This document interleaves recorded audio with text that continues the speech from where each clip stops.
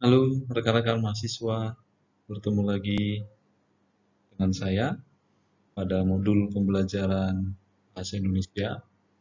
Nah, rekan-rekan mahasiswa, kali ini kita akan mencoba membicarakan konsep dasar paragraf efektif yang memang pada dasarnya ini menjadi bagian penting untuk Anda ketahui karena nantinya Anda akan mengikuti proses penulisan yang berhubungan dengan paragraf. Oleh karena itu, rekan-rekan mahasiswa, adapun capaian pembelajaran kita, rekan-rekan mahasiswa mampu mengetahui bagaimana nanti konsep dasar disebut sebuah paragraf itu adalah paragraf yang efektif. Nah, rekan-rekan mahasiswa sebelum ke sana, coba kita lihat kembali bagaimana sebenarnya definisi dari paragraf. Nah, paragraf itu sendiri atau cukup sering kita kenal dengan sebutan alinea, sesungguhnya sudah banyak diberikan ya definisi-definisi dari para ahli yang pada dasarnya itu tidak terlepas dari konsep pembicaraan kalimat. Dengan arti kata, ketika Anda membicarakan sebuah paragraf, maka yang perlu diingat adalah adanya sebuah kalimat. Nah, oleh karena itulah dalam dua pendapat yang ada di dalam slide ini, pertama, Profesor Boris Kerap mengatakan bahwa paragraf itu sendiri adalah himpunan atau kumpulan dari kalimat-kalimat yang memang bertalian yang sesungguhnya nanti juga membentuk sebuah gagasan. Jadi ada kumpulan-kumpulan dari kalimat itu yang di dalamnya memuat sebuah gagasan atau ide. Nah, itu di dalam sebuah paragraf. Nah, tidak jauh berbeda dengan apa yang disampaikan oleh Nick Kuntarto. Dia mengatakan juga paragraf itu adalah bagian karangan ya, dia mengarahkannya pada karangan yang memang di dalamnya itu berkaitan utuh dan padu ya. Di sini lebih spesifik dikatakan utuh dan padu yang membentuk satu kesatuan pikiran. Nah, pada dasarnya kalau kita lihat dari dua konsep penjelasan definisi paragraf ini memang akan berakhir pada sebuah gagasan gitu ya, akan berakhir pada sebuah ide atau pokok pikiran yang dikemukakan di dalam sebuah paragraf. Nah, lantas rekan-rekan mahasiswa, kalaulah sebuah paragraf itu nanti mengandung sebuah ide, maka tentu harus dilihat apa yang menjadi unsur-unsur kelengkapan dari sebuah paragraf. Sehingga nanti dikatakan paragraf itu adalah memuat hal ide atau gagasan. Nah, kalau kita rangkum secara umum rekan-rekan mahasiswa, maka nanti beberapa kelengkapan unsur dari paragraf itu kalau ingin dikatakan memiliki ide atau gagasan, maka di dalamnya akan terdiri atas kalimat topik. Nah, kalimat topik ini yang menjadi sorotan utama ya atau pusat dari konsep adanya ide. Dengan kalimat utama, maka akan muncul sebuah muatan ide yang ingin disampaikan oleh si penulis ataupun mungkin oleh si komunikator kepada komunikannya. Nah, yang kedua, tentu nanti di dalam sebuah paragraf supaya nanti ada ide itu, maka kalimat utamanya tidak bisa terlepas dari apa yang kita sebut juga dengan kalimat penjelas atau kalimat pendukung. Mengapa? Karena nanti kalimat penjelas itu membantu membantu menegaskan, membantu menguraikan apa sebenarnya gagasan atau ide itu yang terkandung di dalam kalimat utama. Nah, disinilah nanti memang penting untuk rekan mahasiswa, bagaimana nantinya Anda mampu mengenali struktur bangunan paragraf dengan melihat atau mengetahui mana kalimat utama dan mana yang disebut nanti kalimat penjelas atau kalimat pendukung. Nah, selain itu rekan-rekan, kalau nanti sebuah paragraf ini kita katakan sebuah paragraf yang memiliki ide, maka rekan mahasiswa jangan lupa harus hadirnya unsur punktuasi. Nah, punktuasi atau unsur-unsur yang berhubungan dengan tanda baca ini sangat penting. Karena kalau sebuah paragraf tidak ada tanda baca, ya, tolong diingat tanda baca itu bukan hanya sekadar tanda titik ya, rekan-rekan mahasiswa. Tanda baca itu beragam. Entah itu tanda titik, tanda tanya, titik dua, ya, tanda petik, tanda koma dan lain-lainnya. Itu sangat membantu bahwa ide tadi itu nanti tersusun dengan baik. Nah, kalau kesalahan nantinya ada di dalam punktuasi, maka nanti ide itu bisa tidak disampaikan dengan baik. Bagaimana cara membuktikannya, rekan-rekan? Coba Anda perhatikan sebuah paragraf atau mungkin dua paragraf. Anda semua hilangkan tanda bacanya. Kira-kira waktu Anda membacanya, bagaimana perasaan Anda? Anda membacanya itu dengan sistem pernapasan yang normal, atau kita akan membacanya seperti orang yang terlalu capek gitu ya, seperti orang yang sedang berolahraga berat, sehingga nanti idenya juga tidak.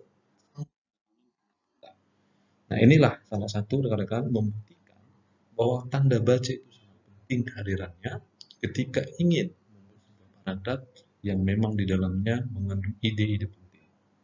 Nah, selanjutnya rekan-rekan perlu diingat juga, ternyata kalau sebuah paragraf itu nanti idenya tersampaikan dengan baik, maka unsur-unsur adanya konjungsi dan preposisi itu juga wajib diperhatikan.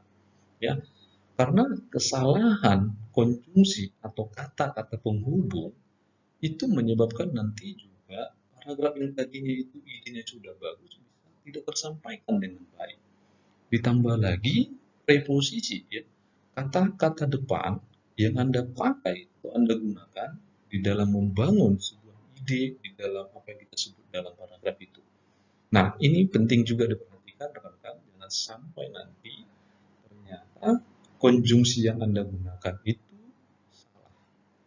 Karena bicara konjungsi itu cukup banyak ya jenisnya. Nanti Anda boleh ikuti video-video pembelajaran selanjutnya tentang konjungsi. Namun yang pasti adalah ketika kita ingin menulis sebuah paragraf, rekan-rekan mahasiswa perhatikan apakah konjungsinya sudah tepat, apakah preposisi yang Anda pakai betul-betul menguatkan ide yang hendak disampaikan dalam bentuk paragraf itu. Nah, yang terakhir rekan-rekan mahasiswa yang tak boleh juga dilupakan adalah ketika sebuah paragraf Anda bangun, maka coba gunakan apa yang kita sebut dengan kata ganti orang, ya. Yang dalam hal ini kita sebut dengan istilah pronomen.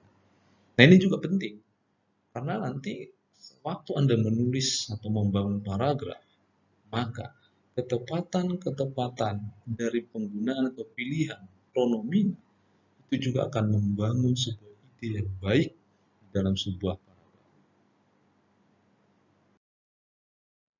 Nah, selanjutnya rekan-rekan mahasiswa, kita masuk pada struktur paragraf. Nah, rekan-rekan mahasiswa, pada dasarnya kalau kita ingin menulis sebuah paragraf, struktur dasarnya memang akan terdiri atas ada pembuka, ada penghubung, dan penutup. Namun rekan-rekan mahasiswa, struktur ini sebenarnya Anda boleh buat fleksibel gitu ya. Karena nanti tidak selamanya harus modelnya pembuka, penghubung, dan penutup. Tetapi pada dasarnya memang kalau kita ingin membangun sebuah paragraf, setidak-tidaknya muatannya itu akan ada pembuka. Nah, pembuka itu misalnya Anda boleh menggunakan kata-kata untuk mengantarkan dulu, misalnya ada kalimat-kalimat yang mencoba menggugah hati si pembaca, kita mencoba membuat kalimat-kalimat tanya, nah itu sudah membuka persoalan atau ide apa yang mau disampaikan. Ya, dengan kata lain, misalnya Anda menciptakan kalimat-kalimat di awal itu yang mencoba menarik fokus, ya, menarik perhatian si pembaca. Entah itu misalnya Anda menggunakan lewat pepatah-pepatah tertentu, atau contoh kasus tertentu yang memang sedang hangat dibicarakan, itu bisa. Dan disinilah memang nanti perbedaan ya, cara atau keunikan seseorang di dalam membuat paragraf itu tergantung juga nanti bagaimana paradigma yang dia pikir, ya, atau mungkin pengetahuan-pengetahuan awal dia tentang suatu isu yang mau disampaikan dalam paragrafnya. Jadi dia bisa menciptakan kalimat-kalimat seperti itu, yang itu menandakan adalah dia mencoba membuka ya jalinan komunikasi dengan dia dan pembacanya. Atau misalnya kalau dia adalah komunikator dengan para pendengarnya atau komunikannya. Nah, lalu yang kedua, setelah nanti dituliskan hal-hal yang cukup membuka pemikiran atau ide tadi, maka selanjutnya struktur paragraf itu bisa dikembangkan. Di sini sudah mulai menuju persoalan-persoalan dan bahkan nanti pada intinya sudah dipastikan ada persoalannya, ada ide yang di sana yang dibahas. Karena nanti mengembangkan persoalan, mengemasnya itu dengan kalimat-kalimat yang unik, itu memang butuh kepiawaian. Ya, bagaimana kita memilih kalimat-kalimat yang nanti di dalamnya itu sudah terdiri atas kalimat-kalimat utama yang memang nanti setiap paragraf-paragraf yang kita bangun itu ada muatan gagasannya. Nah, yang paling ideal rekan-rekan untuk mengembangkan kalimat utama, Anda langsung membuat semacam gagasan yang paling penting, fokusnya jelas. Jangan sampai nanti di dalam satu paragraf ada dua kalimat utama Anda. Itu keliru. Dalam konsep paragraf, kalimat utama itu hanya terdiri atas satu. Ya, jadi Anda tidak bisa menciptakan dua kalimat utama. Ya, walaupun nanti di dalam konsep jenis paragraf ada yang disebut dengan istilah jenis paragraf variatif, tapi senyatanya tetap saja idenya itu satu. Hanya memang di awal dan di akhir itu ditegaskan, ya, atau seolah disimpulkan, tetapi pada intinya paragraf yang baik itu hanya terdiri atas satu ide. Nah, lalu setelah Anda mengembangkannya, mengemasnya dengan baik, lalu kita masuk pada hal-hal untuk menutup. Nah, ini nanti Anda bisa membuat kalimat-kalimat untuk mengakhiri pemikiran Anda atau pendapat Anda, atau simpulan-simpulan tertentu yang ingin Anda sampaikan lewat paragraf Anda.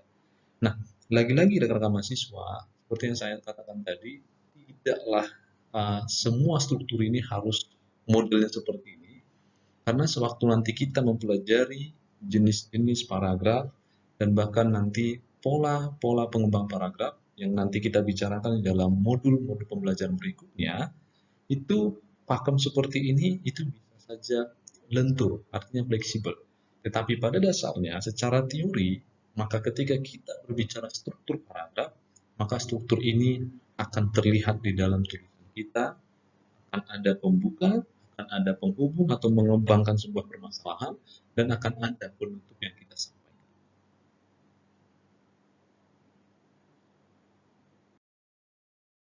Nah, selanjutnya rekan-rekan mahasiswa, kita masuk pada konsep analisa. Pertanyaannya adalah, apa syarat yang dikatakan bahwa sebuah paragraf itu yang efektif? Gitu ya. Nah, sebenarnya kalau mau kita buat persyaratan itu, kita bisa memuatnya di dalam dua bagian besar ya, yaitu syarat kesatuan atau kohesi dan syarat kepaduan atau koherensi. Nah, rekan-rekan mahasiswa, apa maksud dari kesatuan, apa maksud dari kepaduan, dan bagaimana perbedaannya? Nah, ini juga penting Anda pahami, karena dengan modal ini Anda ketahui, waktu kita nanti membangun sebuah paragraf, kita akan selalu mengingat terus bahwa ternyata paragraf saya ini belum satu, belum memiliki kepaduan. Nah, oleh karena itulah nanti konteks penggunaan kesatuan dan kepaduan ini harus dilihat secara cermat, dan disinilah memang perlu ketika nanti rekan-rekan mahasiswa sudah berhasil, katakanlah menulis satu paragraf atau dua paragraf, coba berhenti sejenak, baca lagi, koreksi lagi, dua syarat ini nanti sudah memenuhi. Nah, Lalu kita akan melakukan proses penulisan untuk mengulangi kira-kira mana bagian-bagian yang salah. Nah, untuk syarat yang pertama, rekan-rekan, konsep kesatuan yang kita harus ingat adalah ketika Anda membangun sebuah paragraf, maka coba perhatikan tema yang Anda bicarakan itu atau topik yang Anda bicarakan yang terkandung nanti di dalam kalimat utama, apakah memang sudah jelas, ya, apakah memang sudah satu begitu. Jangan sampai nanti temanya itu berbagai macam tema Anda masukkan di dalam satu paragraf. Seperti yang tadi saya jelaskan, sebuah paragraf yang efektif harus memiliki satu topik yang jelas atau satu tema yang jelas atau satu gagasan yang jelas. Nah, dengan kata lain berarti semua kalimat-kalimat yang Anda susun ya dari awal sampai akhir itu biasanya nanti harus merujuk pada satu pembicaraan tema atau gagasan yang Anda sampaikan. Nah, dengan kata lain juga kalimat utamanya itu betul-betul Anda perinci dengan bantuan kalimat-kalimat pendukung Anda. Jadi, tolong dipastikan rekan-rekan mahasiswa, jangan sampai di antara paragraf yang Anda susun ada kalimat-kalimat yang tidak nyambung. Nah, secara konseptual, kalau ditanyakan berapa jumlah dari sebuah paragraf yang ideal, secara teori biasanya 3 sampai 5 kalimat. Itu minimalnya. Rentang itu sudah bisa Anda susun mana kalimat utama, ada kalimat penjelas, dan ada simpulan. Nah, namun rekan-rekan dengan konsepnya jumlah itu, lagi-lagi saya sampaikan tidak tidak paku mati harus demikian, karena tergantung banyaknya hal yang mungkin Anda gunakan melalui kalimat penjelas Anda. Ya, karena bisa saja Anda variasikan terlebih nanti kalau kita berbicara jenis-jenis paragraf. Nah, rekan-rekan coba kita perhatikan di dalam contoh ini, apakah ini adalah juga termasuk kalimat yang berkohesi? Nah, di sana kalau kita baca sifat kodrati bahasa yang lain yang perlu dicatat di sini ialah tiap bahasa mempunyai sistem ungkapan yang khusus dan sistem makna yang khusus pula. Sistem ungkapan setiap bahasa dan sistem makna setiap bahasa dibatasi oleh kerangka alam pikiran bangsa yang memakai bahasa itu. Oleh sebab itu, janganlah kecewa apabila bahasa Indonesia tidak membedakan jamak dan tunggal, tidak mengenal kata dalam sistem kata kerjanya, gugus fonem juga tertentu polanya, dan sebagainya. Nah, bahkan kalau kita baca satu paragraf ini, apakah ini termasuk kategori yang berkohesi? Silakan Anda pikirkan dan Anda coba nanti utarakan di waktu pertemuan sinkronis kita. Yang pasti, ketika kita baca dari kata sifat sampai kata sebagainya, saya kira setiap apa hal yang dibicarakan itu tetap satu tema atau satu konsep gagasan, yaitu persoalan bahasa. Ya, artinya tidak ada di luar dari konteks ini yang dibicarakan, semuanya persoalan tentang bahasa. Ini berarti paragraf ini jelas dikatakan paragraf yang efektif dengan memenuhi syarat kohesi. Nah, rekan-rekan coba kita bandingkan. Bagaimana dengan paragraf yang ini? Apakah paragraf ini juga dikatakan paragraf yang berkohesi? Atau jangan-jangan rekan-rekan mahasiswa, kita coba lihat, jangan-jangan adakah kalimat yang memang kalimat sumbang ya, kalimat yang tidak membicarakan topik atau tema yang dibahas di dalam paragraf ini. Coba kita selidiki, coba Anda temukan kira-kira adakah paragraf yang berkohesi. Coba kita lihat. Saat ini di Indonesia terdapat puluhan operator wisata rafting atau alam jeram dengan jumlah tamu mencapai ratusan pada hari biasa, bahkan ribuan pada hari libur. Olahraga ini termasuk olahraga yang relatif berbahaya seperti terjun payung.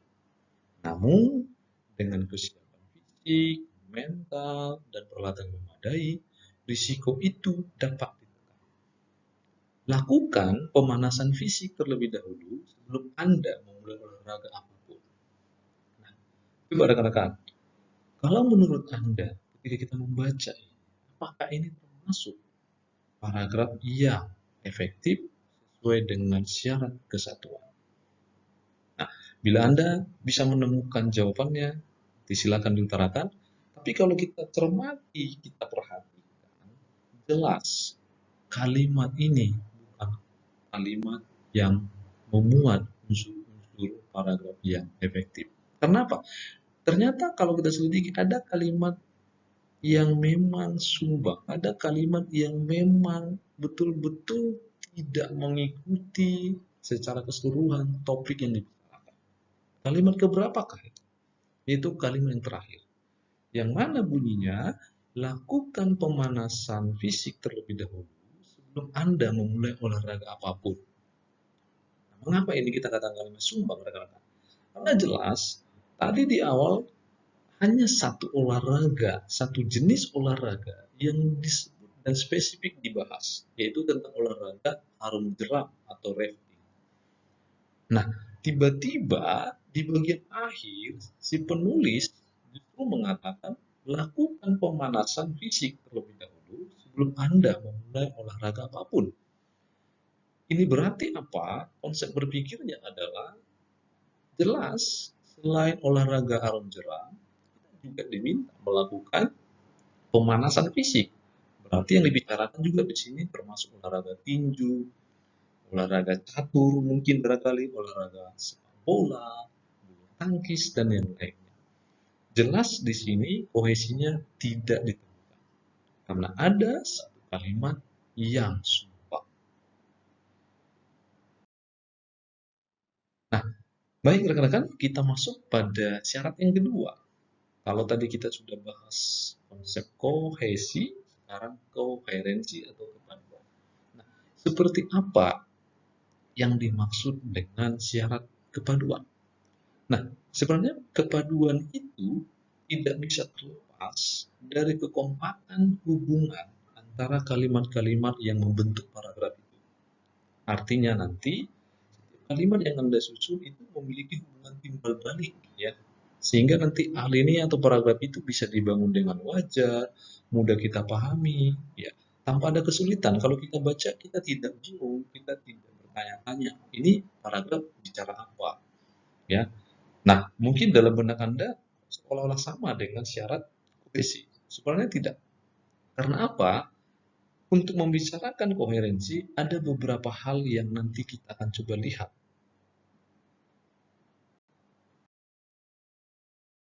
Nah, hal-hal yang saya maksud tadi adalah seperti ini. Paragraf itu supaya berkoherensi, minimal ada 3 hal yang menyebabkannya berkoherensi. Nah, misalnya, sebuah paragraf itu akan berkoherensi karena memang di dalam paragraf itu kita pernah melakukan pengulangan kata atau repetisi. Tapi ingat teman-teman, rekan-rekan mahasiswa, ketika Anda membuat repetisi, tolong dilihat proporsionalnya. Jangan sesekali Anda membuat repetisi yang ujungnya itu membuat pengulangan yang membosankan atau terlalu sering. Sesekali silakan. Tapi kalau misalnya Anda ulang-ulang terus, saya kira nanti repetisinya bukan repetisi yang membuat kita paham dan paragraf yang menjadi koherensi, malah justru membosankan. Nah, yang kedua, jika nanti paragraf Anda yang Anda susun itu dikatakan paragraf yang berkoherensi, maka coba perhatikan apakah di sana sudah Anda gunakan ketepatan kata ganti orang atau pronominan. Ya, ini juga penting. Ya, karena kesalahan penggunaan pronominan juga menyebabkan ketidakpaduan di dalam sebuah paragraf. Nah, yang terakhir ada penggunaan kata-kata transisi. Nah, kita akan melihat beberapa unsur ini supaya nanti memperjelas bagaimana konteks penggunaannya di dalam contoh-contoh paragraf. Nah, coba kita lihat di dalam contoh ini, rekan mahasiswa. Kalau Anda membaca paragraf ini, tentu Anda akan menemukan unsur-unsur yang direpetisi ya. Ada unsur-unsur atau kata yang diulang. Nah, ini adalah contoh paragraf yang memang berkoherensi. Karena memang pengulangan yang dilakukan masih wajar. Nah, misalnya kita katakan di sini ada satu paragraf, sebagai penjasmanian pikir dan berpikir, bahasa itu merupakan alat yang baik dalam pergaulan manusia. Pergaulan antar manusia ialah pertemuan total antara manusia yang satu dengan manusia yang lainnya, manusia dengan keseluruhannya, jasmani dan rohaninya, bertemu dan bergaul satu sama lain. Tanpa bahasa pertemuan itu dan pergaulan kita dan yang lainnya. Kalau Anda membaca sampai akhir, rekan-rekan mahasiswa bisa menemukan, dan bahkan di situ sudah dibuatkan huruf miring ya, mana kata-kata yang direpetisi.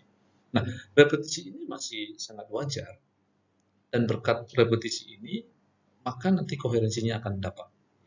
Ini contoh konkretnya, rekan-rekan mahasiswa nanti bisa membuat paragraf dengan repetisi-repetisi yang cukup proporsional. Nah, berikutnya rekan-rekan, di sini ada juga contoh bagaimana penggunaan pronomina. Nah, coba bayangkan rekan-rekan mahasiswa, kalau di dalam paragraf ini semuanya adalah nama orang, ya, kita tidak ganti dengan pronomina. Ya. Tapi di sini sudah jelas ada penggunaan pronomina yang tepat. Mari kita baca, Andi dan Boy merupakan dua sahabat yang akrab. Setiap hari, keduanya selalu kelihatan bersama-sama. Andilah yang selalu menjemput Boy ke sekolah karena rumahnya lebih jauh letaknya dari Boy. Mereka selalu siap sedia menolong kawan-kawannya bila mereka mengalami kesulitan dan kesukaran. Guru mereka sangat senang dan bangga melihat kelakuan kedua sahabat yang demikian itu. Watak dan kelakuan mereka selalu dijadikan contoh bagi teman-teman yang lain.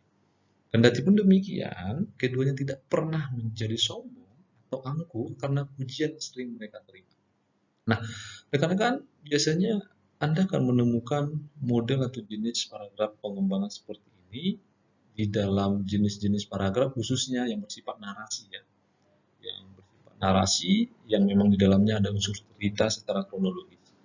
Nah, di sini sudah ditempatkan penggunaan pronomina, entah itu nama orang atau kata ganti orang, yaitu Andi dan Boy. Nah, di sana juga diganti dengan kata mereka ya. Jadi beberapa kali diulang juga. Nah, selanjutnya rekan-rekan, untuk membuat sebuah paragraf yang berkoherensi, ternyata Anda juga bisa nanti menggunakannya dengan pemilihan kata-kata yang bertransisi yang tepat. Nah, kata-kata transisi ini sebenarnya adalah kata-kata yang bisa Anda pakai untuk nanti melanjutkan koherensi paragraf Anda, entah itu misalnya kata-kata yang berhubungan dengan waktu, situasi, gitu ya, atau kata-kata yang memang di dalamnya ada unsur pertentangan atau perbandingan, misalnya seperti itu. Nah, itu bisa Anda pakai. Jadi kata-kata bertransisi ini masuk pada kategori golongan unsur-unsur adanya sebuah paragraf, yaitu di bagian harus terlihatnya kata-kata yang bersifat konjungsi dan juga yang bersifat nanti preposisi atau kata depan seperti yang saya jelaskan di dalam slide sebelumnya. Nah, coba kita lihat di sini ada satu paragraf yang bisa kita cross check apakah paragraf ini berkoherensi. Hari masih pukul 5 pagi, udara masih terasa segar dan nyaman. Dan sekitar pun masih sunyi semua.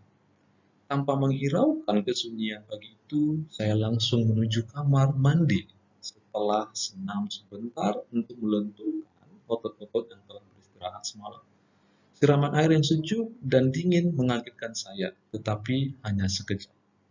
Rekan-rekan, kalau Anda baca lagi sampai akhir, jelas di sana ada kata-kata bertransisi. Nah, dalam hal ini kata-kata bertransisi yang digunakan adalah jenis konjungsi. Karena memang ini yang paling tepat di dalam contoh atau jenis paragraf ini. Nah, itu bisa Anda pakai kalau nanti paragraf Anda betul-betul yang berkoherensi. Nah, rekan-rekan, kita sampai pada pertemuan akhir dalam slide ini, dalam modul pembelajaran ini. Saya kira ada banyak hal yang perlu kita diskusikan. tetapi melalui topik hari ini, bagaimana Anda mengenali paragraf yang efektif, konsep dasar paragraf, atau alinea, sesungguhnya masih bisa kita gali lagi. Anda boleh cari sumber-sumber yang lain. Nah, jikalau di antara rekan-rekan mahasiswa ada pertanyaan, nanti kita bisa diskusikan secara sinkronus, atau bahkan nanti Anda boleh kirimkan melalui Moodle kita, melalui LMS kita yang sudah ada, dan silakan kita boleh mendiskusikan lebih banyak lagi, terlebih bagaimana menerapkan sebuah paragraf yang efektif. Akhir kata, rekan-rekan, terima kasih sudah menonton modul pembelajaran kita hari ini terkait dengan konsep dasar paragraf yang efektif. Mudah-mudahan Anda mendapatkan suatu hal yang baru atau mempertajam pengetahuan Anda dari apa yang sudah Anda ketahui tentang paragraf dan alinea. Sampai bertemu pada modul-modul pembelajaran berikutnya. Terima kasih. Salam bahasa.